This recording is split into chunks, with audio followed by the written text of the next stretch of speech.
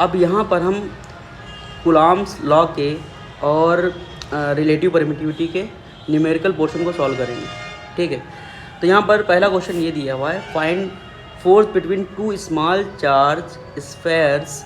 देखो small charge sphere को हम बना लेते हैं पहले, ये हमारा स्मॉल चार्ज स्फेयर है, ये एक स्मॉल चार्ज है, ठीक है, और ये एक ये हो गया, बोलो ठीक। अच्छा, तो यहाँ पर ये जो स्मॉल चार्ज दिया है इसको हमने Q1 मानना है और इसको Q2 मानना है, Q1 Q2। तो Q1 की वैल्यू क्या हो जाएगी 2 × 10⁻⁷ कूलम और Q2 की वैल्यू 3 × 10⁻⁷ कूलम, ठीक है। और यहाँ पर हमको पता है, अच्छा डिस्टेंस कितना है, इनके बीच का डिस्टेंस है 30 सेंटीमीटर, ठीक है। इसको मीटर में चेंज कर लो तो कितना हो जाएगा 30 × 10⁻² मीटर, बोलो ओके। अच्छा फोर्स निकालना है, फोर्स निकाल लो चुपके से। फार्मूला होता है 1/4πε0 Q1 Q2/r², ठीक है। बहुत नाजुक क्वेश्चन है, इसमें कुछ है ही नहीं। 9 × 10⁹ Q1 की वैल्यू दी है 2 × 10⁻⁷ और यहाँ पर 3 × 10⁻⁷। अच्छा R की वैल्यू 30 × 10⁻² का होल स्क्वायर, बोलो। अब जैसे ही इसको सॉल्व करोगे तो वैल्यू देखो, चल हम तुमको कैलकुलेशन नहीं बताएंगे भाई, कैलकुलेशन का टाइम है नहीं, तो हम सिर्फ तुमको ये हम बता देंगे कि आंसर कितना आता है। आंसर भाई कितना आता है, ओके। न्यूटन फोर्स की एसआई यूनिट क्या होती है, न्यूटन। न्यूटन में आंसर आ जाएगा तुम्हारा, ओके। चलो नेक्स्ट क्वेश्चन पर चलते हैं। अब देखो इस क्वेश्चन में, देखो क्वेश्चन को पढ़ लेते हैं। Force on first charge 0.4 micro coulomb due to another small sphere of charge minus 0.8 micro coulomb in air is 0.2 newton, ठीक है। इतना उसने कंडीशन दे दी है। फिर ए ऑप्शन में बोला है what is the distance between two sphere, दोनों स्फेयर के बीच की डिस्टेंस मेजर करनी है। फिर बी ऑप्शन में बोला है what is the force on the second due to the first, okay. तो सबसे पहले हम ये चार्ज बना लेते हैं। ये एक Q1 चार्ज है और Q1 चार्ज की वैल्यू जो दी है, Q1 चार्ज की जो वैल्यू दी है वो दी है 0.4 माइक्रो कूलम, यानी कि Q1 की वैल्यू क्या होगी 0.4 × 10⁻⁻6 कूलम, ओके। -6 कूलम, माइक्रो की जगह क्या लिख दोगे -6। दूसरा जो तुमको दिया है Q2 वो भाई माइनस में दिया है, ठीक है। तो ये प्लस का है और ये हमारा माइनस का चार्ज है, ये ध्यान रखना भाई। यहाँ पर दिया है 0.8 माइक्रो कूलम, तो जानिए कि इसकी वैल्यू, अच्छा माइनस लगा होगा इसमें, ये ध्यान रखना। तो ये हो जाएगा माइनस का 0.8 10⁻⁻6 कूलम, ये Q2 है, ओके। इतनी बात समझ में आई। अब ये बोल रहे हैं कि Q2 की वजह से Q1 पर एक फोर्स लगता है, ठीक। Q2 इस पर फोर्स लगाएगा, Q1 पर फोर्स लगाएगा, तो इसको पकड़ के ये खींच लेगा, बोलो ठीक है। Q2 Q1 पर फोर्स लगा रहा है, तो इसको लिखोगे कैसे, F वेक्टर Q2 लगा रहा है 1 और 2, ऐसे लिखोगे, ठीक है, ऐसे लिखोगे। अच्छा इसकी डायरेक्शन क्या होगी R की डायरेक्शन कुछ ऐसी होगी, R वेक्टर यहाँ पर लिखोगे 1 2 ही लिखोगे, ठीक है। R वेक्टर 1 2 ही लिखोगे फ्रॉम, और ये हो जाएगा तुम्हारा 2, ठीक। अच्छा इसकी ज़रूरत नहीं थी, लेकिन फिर भी हमको समझाने के लिए इसको बताना पड़ा, ठीक है।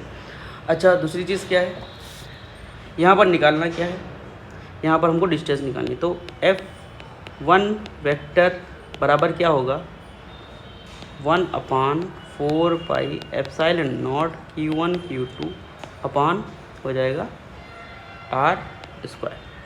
अच्छा एक्चुअली में हमको R² निकालना है, मतलब R ही निकालना है, इनके बीच की डिस्टेंस निकालनी है, ठीक है। तो R² बराबर क्या हो जाएगा 1/4πε0 Q1 Q2 अपान F1 वेक्टर। अच्छा यहाँ पर गिवन है क्वेश्चन में कि F1 वेक्टर की वैल्यू क्या है 0.2 न्यूटन। बोलो, तो आर स्क्वायर बराबर ये क्या हो जाएगा 9 × 10⁹ अच्छा Q1 और Q2 की वैल्यू दी है 0.4 × 10⁻⁻6, ये 0.8, हाँ ये माइनस लगेगा बेटा, आगे ध्यान रखना, ठीक। इसमें 10⁻⁻6 अपान 0.2। अच्छा, इसको भाई कैलकुलेट करके यहाँ पर वैल्यू रख दोगे। यहाँ पर माइनस साइन इसलिए नहीं लगाया क्योंकि यहाँ पर हमको डिस्टेंस निकालनी है, डिस्टेंस कभी भी माइनस में नहीं होती है, इसलिए हमने यहाँ पर एक चार्ज की जो माइनस का साइन था वो हमने नहीं लगाया, लेकिन अगर फोर्स की बात करते तो हम ज़रूर लगाते, ठीक। तो यहाँ पर चार्ज Q1 Q2 है, ठीक है, यहाँ पर चार्ज क्या है Q1 Q2 है, और पहले क्या कर रहा था Q1 जो है Q2 Q1 पर फोर्स लगा रहा था जिसकी डायरेक्शन ये थी, ठीक। अच्छा, ये पूछ क्या रहा है क्वेश्चन में, देखो what is the force on the second due to the first, अब फर्स्ट की वजह से सेकंड पर जो फोर्स लगेगा उसकी डायरेक्शन कैसी होगी, पहले की तो ऐसी थी इस डायरेक्शन में, दूसरे की ऐसी होगी, और लिखोगे क्या 2 1, ठीक। तो डायरेक्शन अपोजिट होगी लेकिन मैग्नीट्यूड दोनों का सेम होगा, बोलो। तो यहाँ पर इसकी वैल्यू क्या थी 0.2 न्यूटन F21 की, तो माइनस F21 वेक्टर क्या आ जाएगा यहाँ पर, अगर निकालना चाहो वो बस माइनस लग जाएगा 0.2 न्यूटन, बस ये आंसर आ जाएगा, एक ही आंसर, ठीक। अब इस क्वेश्चन में देख लो लिखा क्या है कि a charge Q is divided in 2 parts Q1 and Q2 and these charges are placed at a distance r, there will be maximum repulsion between them, ठीक है। अगर हम मान लेते हैं कोई Q चार्ज है, मान लिया हमारे पास 10 कूलम चार्ज है, तो बोल रहा है इनको कौन से पार्ट में डिवाइड करें कि सबसे ज़्यादा रिपल्सन फोर्स हमको मिले, यहाँ पर सबसे ज़्यादा रिपल्सन फोर्स मिले। तो हम पहले Q चार्ज को Q1 चार्ज में डिवाइड करते हैं, Q1 में हम 1 कूलम ले लेते हैं और Q2 में हम 9 कूलम ले लेते हैं, बोलो। मतलब 10 कूलम चार्ज को हमने अलग अलग 2 पार्ट में डिवाइड कर दिया, ठीक है, सेम पार्ट नहीं है, अलग अलग 2 पार्ट में डिवाइड कर दिया। Q1 को मान लिया 1 कूलम चार्ज और Q2 मान लिया 9 कूलम चार्ज, ठीक है। अब इन दोनों चार्जेस के बीच में जो इलेक्ट्रोस्टैटिक फोर्स लगता है, रिपल्सन का इलेक्ट्रोस्टैटिक फोर्स लगता है, वो कितना लगता है ये मैं मेज़र करूँगा। तो यहाँ पर F बराबर फार्मूला क्या होता है, ठीक है, 1/4πε0 Q1 Q2 अपान R स्क्वायर। यहाँ पर डिस्टेंस R को कैपिटल R बोल दिया गया, ठीक है। अच्छा, 1/4πε को हम अगर क्या मान लें, C' मान लेते हैं, कांस्टेंट मान लेते हैं, तो कोई दिक्कत नहीं होगी। तो यहाँ पर हम जब F1 निकालेंगे तो आएगा C' Q1 की वैल्यू कितनी है 1 और Q2 की 9/R स्क्वायर। तो F1 कितना आ जाएगा हमारा C' 9/R स्क्वायर, ठीक। ये हमारा F1 कब आया, जब हम 10 कूलम चार्ज को 1 कूलम में और 9 कूलम में डिवाइड किए थे, ठीक है।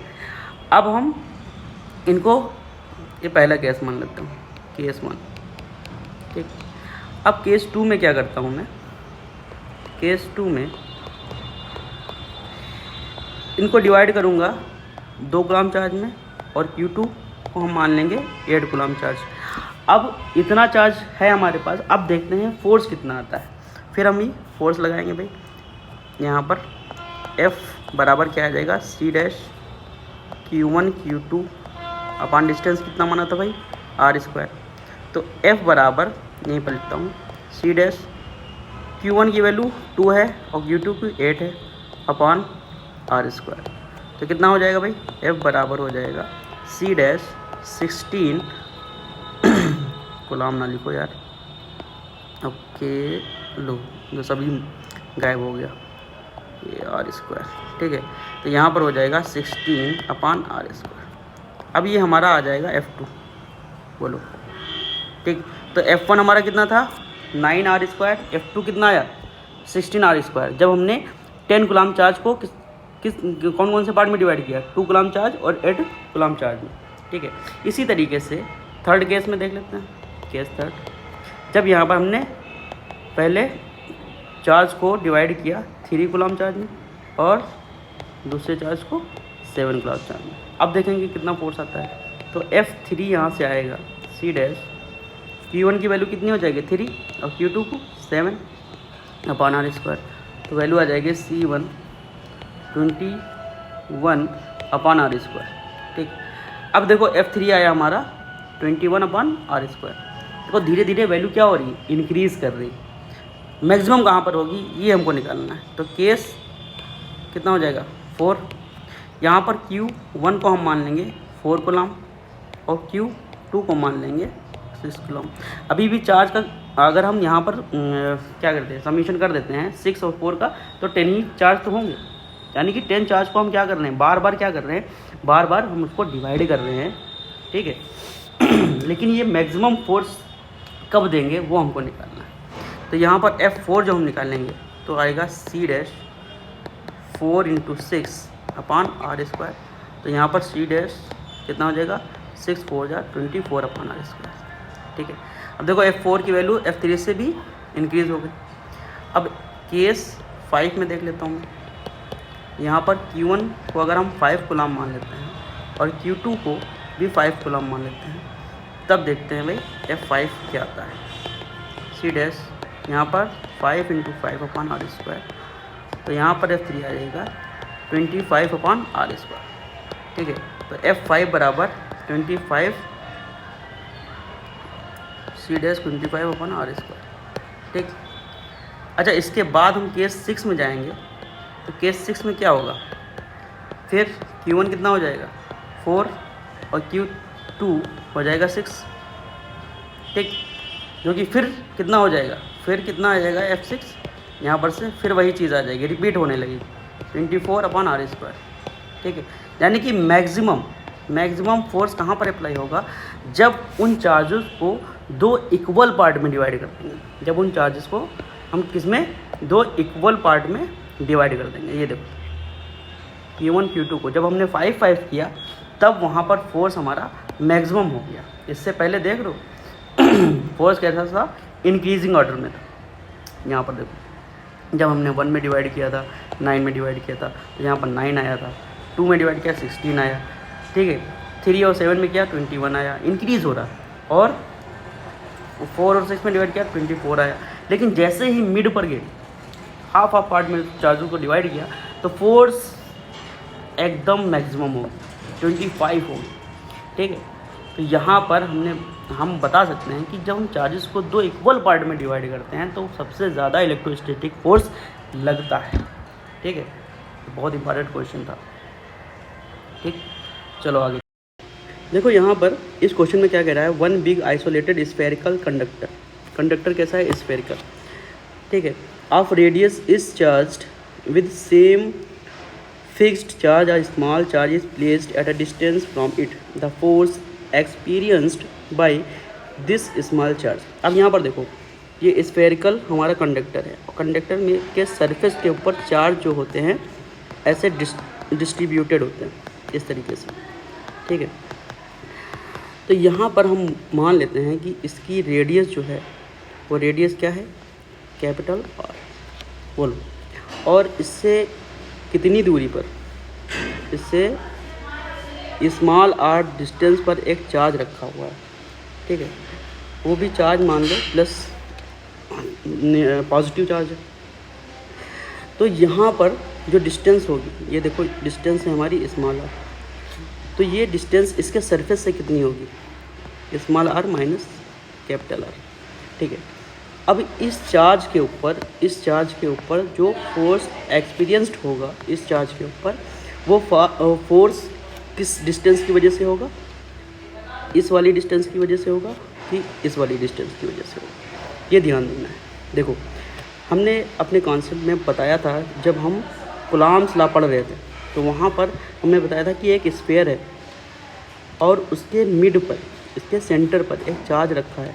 तो यहाँ पर इसकी जो स्ट्रिंग होती हैं वो 4 पाई रेडियन में इस तरीके से फैली होती है, 4 पाई रेडियन में इस तरीके से फैली होती है।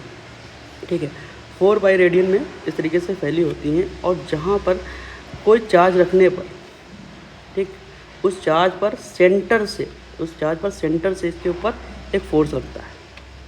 ठीक, तो अगर कोई चार्ज एक स्फेरिकल कंडक्टर के बाहर रखा है और उस पर जो फोर्स अप्लाई होगा वो हमेशा सेंटर से ही होगा। तो यहाँ पर जो डिस्टेंस लोगे तो वो स्मॉल r स्क्वायर ही लोगे।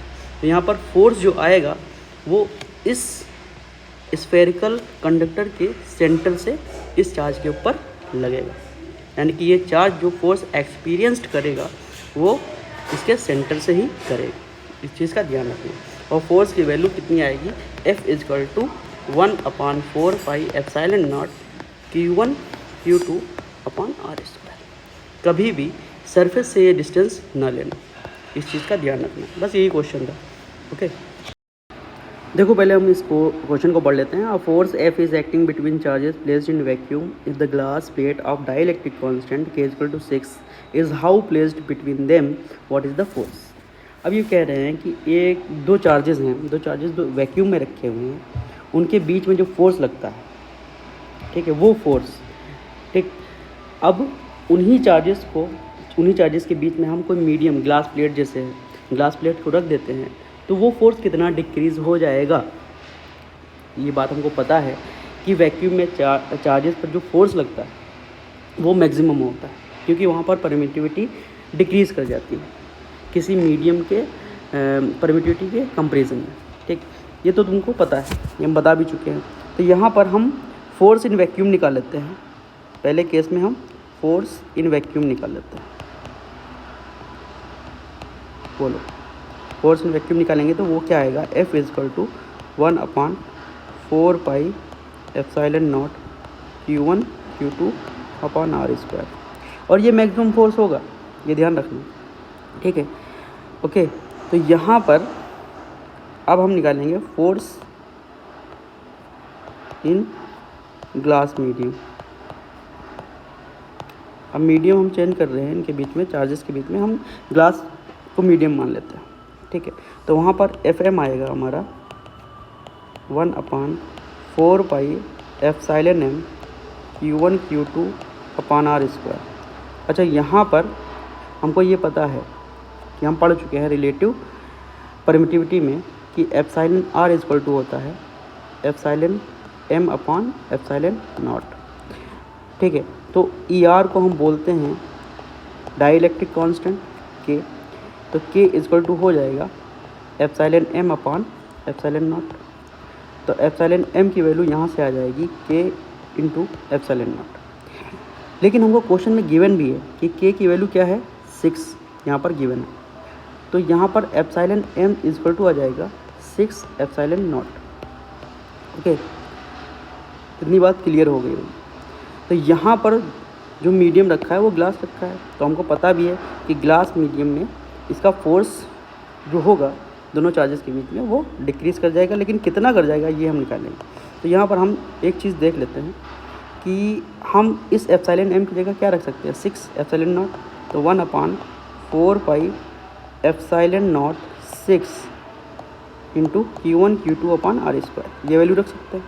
बोलो, तो ये वैल्यू जो हमने रखी है, देखो यहाँ पर ये value epsilon not 1/4 pi epsilon not और Q1 Q2 r², इसकी जगह हम क्या रख सकते हैं, इसकी जगह हम F को पुट कर सकते हैं। तो Fm, मार्कर चेंज कर लेता हूँ मैं, Fm की जगह क्या हो जाएगा, देखो यहाँ पर Fm बराबर हो जाएगा F/6।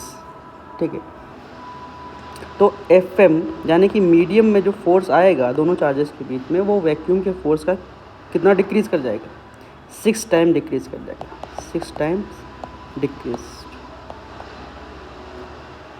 बस यही पूछा जाएगा क्वेश्चन। ठीक है,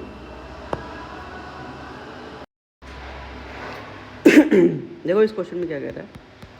ये क्वेश्चन बोल रहा है कि a force of 12 newton is acting between two charges of +2 microcoulomb and 6 microcoulomb if both charge are increased in value by -2 microcoulomb then the force will now.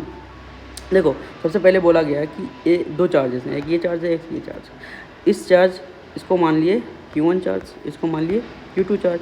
अच्छा Q1 चार्ज की जो वैल्यू है वो यहाँ पर कितनी है, प्लस का 2 माइक्रोकूलम, बोला 2 माइक्रोकूलम, और यहाँ पर Q2 की कितनी वैल्यू है 6 माइक्रोकूलम। इन दोनों की वजह से, इन दोनों चार्जेस की वजह से जो फोर्स आ रहा है, वो आ रहा है 12 न्यूटन का। ठीक है, फिर दूसरी कंडीशन में बोला गया है कि इस चार्ज में, Q1 वाले चार्ज में कितना ऐड कर दें, -2 माइक्रोकूलम चार्ज। तो 2 माइक्रोकूलम चार्ज फिर -2 माइक्रोकूलम चार्ज इसमें ऐड कर दिया, तो यहाँ पर Q1 की वैल्यू कितनी आ गई, 0। बहुत ध्यान से समझना, यहाँ पर पहले बोला जा रहा है कि 2 माइक्रोकूलम और 6 माइक्रोकूलम दो चार्जेस हैं, दोनों पॉजिटिव हैं। ठीक है, दोनों पॉजिटिव हैं बेटा, ये ध्यान रखना, क्वेश्चन में हो सकता है यहाँ पर पॉजिटिव बना लो, ये दोनों पॉजिटिव। ठीक है, तो इसकी वजह से जो फोर्स आ रहा है वो आ रहा है 12 न्यूटन। ठीक है, अब कह रहा है कि पहले चार्ज में हम -2 माइक्रोकूलम ऐड कर देते हैं और दूसरे चार्ज में भी कितना ऐड कर देते हैं, -2 माइक्रोकूलम चार्ज ऐड कर देते हैं। ठीक है, तो यहाँ पर अब जो वैल्यू आएगी तो इसकी तो 0 हो जाएगी पहले चार्ज की, और इस चार्ज की 4 माइक्रोकूलम हो जाएगी। अब इनके बीच में जो फोर्स आएगा वो हमको बताना है, तो इनके बीच में फोर्स की वैल्यू कैसे निकालोगे, 1/4 पाई epsilon not Q1 Q2 upon R²। अब यहाँ पर Q1 की वैल्यू कितनी हो गई, यहाँ पर Q1 की वैल्यू हो गई 0 × 4 अपॉन R²। अब देखो यहाँ पर ये सब मल्टीप्लाई में है, सारे फंक्शन ये वाला सारा फंक्शन कैसा है, मल्टीप्लिकेशन में, तो सारी वैल्यू कितनी हो जाएगी, 0। तो उनके बीच में फोर्स कितना हो जाएगा, 0।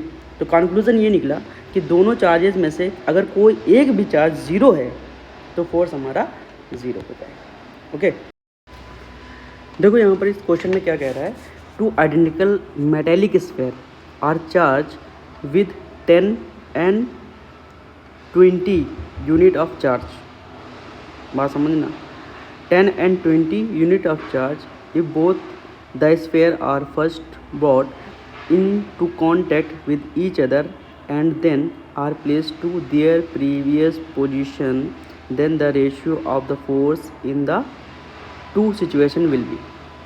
तो सबसे पहले हम मान लेते हैं कि यहाँ पर दो स्फीयर हैं। ठीक है, दो स्फीयर हैं और पहले स्फीयर के पास चार्ज कितने हैं, पहले स्फीयर के पास चार्ज है 10 कूलम और दूसरे स्फीयर के पास 20 कूलम चार्ज है। तो यहाँ पर कंडीशन पहले मैंने ले ली case 1, before conduction. Before conduction, conduction का मतलब होता है जब दो बॉडी आपस में टच करती हैं और उसकी वजह से चार्ज का डिस्ट्रीब्यूशन होता है, तो उसको बोलते हैं कंडक्शन। तो बिफोर कंडक्शन दोनों स्फीयर के ऊपर जो चार्ज हैं वो 10 कूलम है, दूसरे पर 20 कूलम है। इन दोनों चार्जेस की वजह से जो फोर्स बीच में क्रिएट होगा वो कितना होगा, जबकि इनके बीच की distance centre to centre R दी हुई है।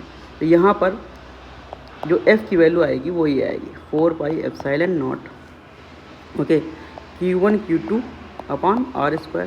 यहाँ पर Q1 Q2 कितना हो जाएगा भाई, यहाँ पर से देख लो, 1/4 पाई एप्सिलॉन नॉट, Q1 की वैल्यू 10 दी है और Q2 2 और R²। ओके, तो ये F आ गया।